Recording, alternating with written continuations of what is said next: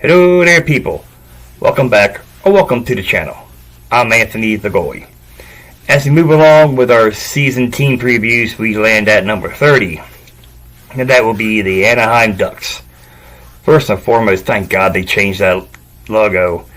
I was never a fan of the Flying D or whatever it was. It was also voted a lot as one of the worst logos in all four leagues.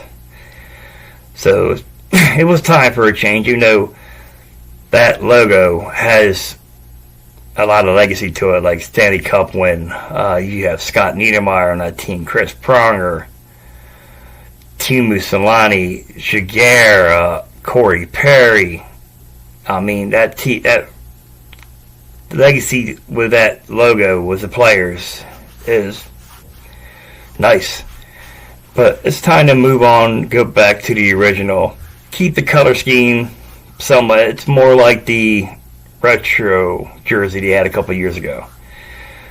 But it's a better look for this team, which just seems to be towards the end of the teardown this all season. They didn't re-sign or qualify a lot of players. And then they didn't bring a lot of players in. In reality, the only one you kind of can count is Cutter Gauthier,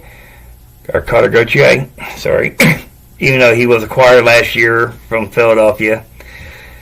And he did play a game, which he had an assist. But this will be his first full season. And he's probably their biggest get coming in. And this team, it has a nice mix of veterans and young players. I mean, the veterans, you got Frank Vitriano, who had 37 goals and 60 points. You got Alex Kilhorn, who had 18 goals and 36 points. Yes, he was overpaid to come there, but he brings two Stanley Cup experiences with him, and he can be a good locker room leader.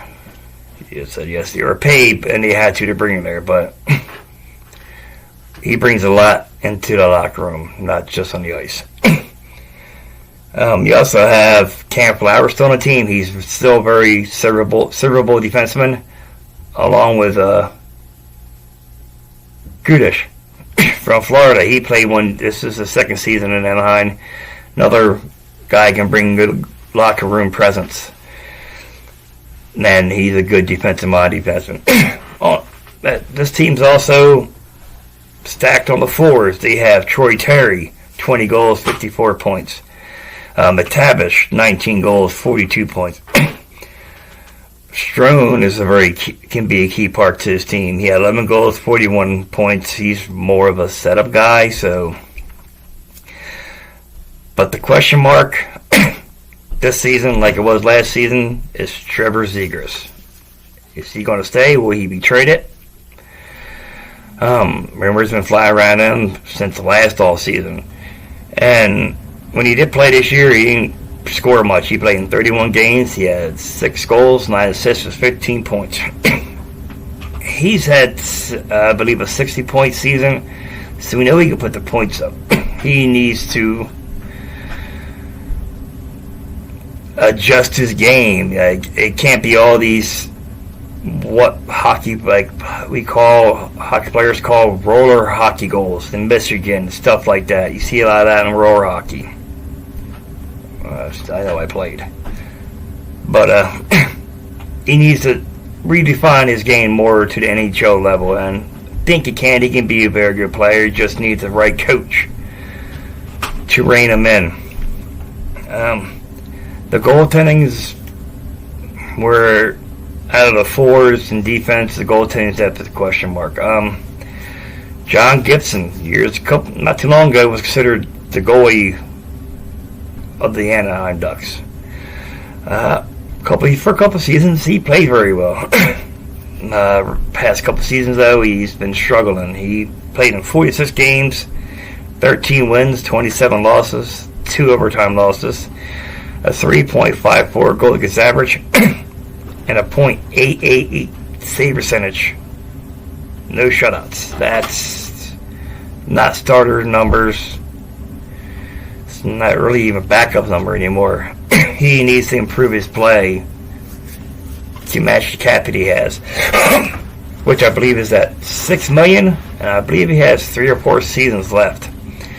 And then you have Dalso, who, the younger player, seems more like the goaltender that they will use for now on. They go forward with.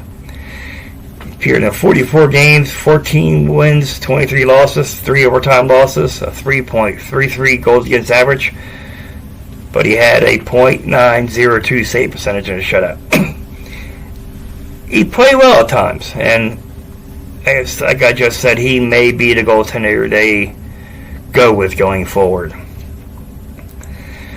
This team during the rebuild is set to, if they need to or want to take on a bad contract, they have all 3 of their retention slots available, and they have plenty of cap room, over $21 million in cap space. They can use that to acquire picks or even prospects to help along this rebuild. Like people have been saying for the past couple of years. Right now, if you got cap space, you got what people want, and you can really benefit from having that.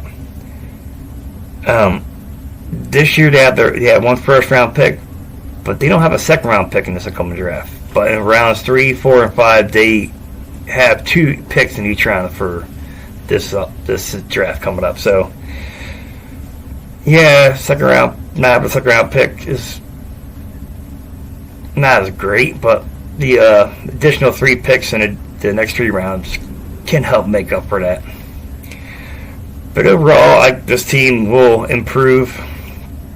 Of any of the teams that we have gone over so far, this is the one team I think that really could be the sleeper team of the year. So let me know what you think in the comments below. And again, if you like the content we are producing, please like and subscribe to the channel. And until the next video is short, have a good day and see you then.